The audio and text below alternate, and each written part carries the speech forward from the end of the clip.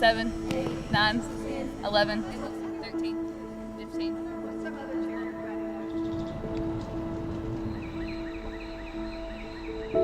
Do you remember me telling you about when I was 22 and just got out of college? My joints got really sore and I didn't know what it was. Right. And I went to my family doctor and he diagnosed me with rheumatoid arthritis. And it's the worst pain I've ever had in my life.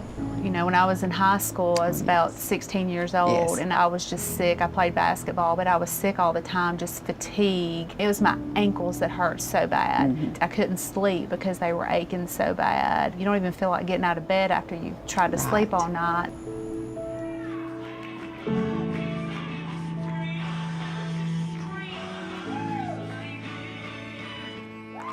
I remember coming off stage and I was like, oh, thank God I never have to do that again. That was horrible because everything hurt. My knees, my wrists, my ankles.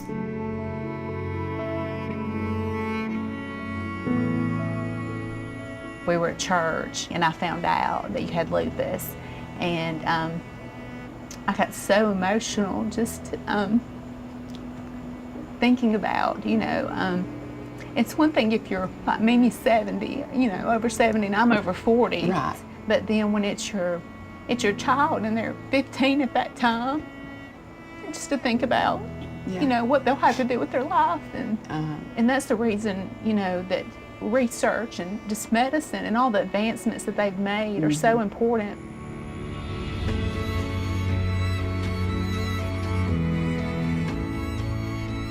I've had 2 innovative research grants funded by the foundation, both of which were somewhat risky, but I think have had an important impact.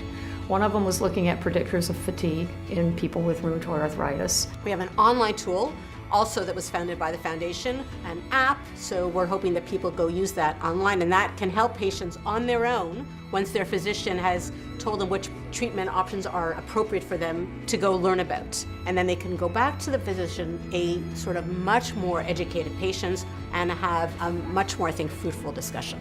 So with the initial startup funds provided by the foundation, we were able to take a nugget of an idea, turn it into a workable strategy, and then now apply that to increasingly several different rheumatic diseases, plus diseases outside of rheumatology entirely. I think initially I was just kind of in shock. Like, that's crazy that Mom has it and now I have it too. Yes. And then with your history of, Yes. yeah, it was really scary, but then it was also really reassuring going to Dr. Chatham and him talking about the medicine and how if this doesn't work for you, then we can try this. There's always a backup plan. Also, when the medicine did start working, then I realized it made a huge difference.